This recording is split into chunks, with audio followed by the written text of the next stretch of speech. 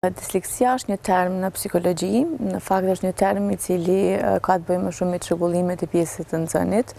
Disleksia është një prej grupeve, domethënë, që karakterizohet në çrregullimet e të nxënit, sepse kemi edhe çrregullime të tjera, të cilat janë pjesë e çrregullimeve në të nxënë.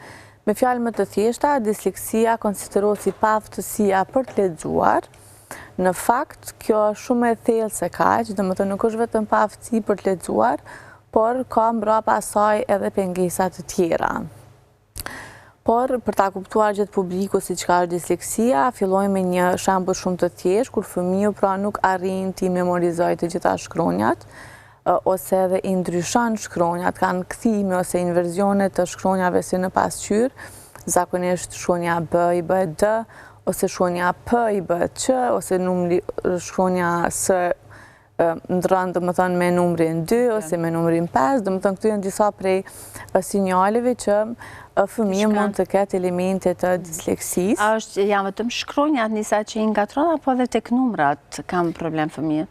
Nëse është disleksi, disleksia zakonisht prek edhe pjesën e aftësive matematikore, po ashtu edhe pjesën e drejtë shkrimit.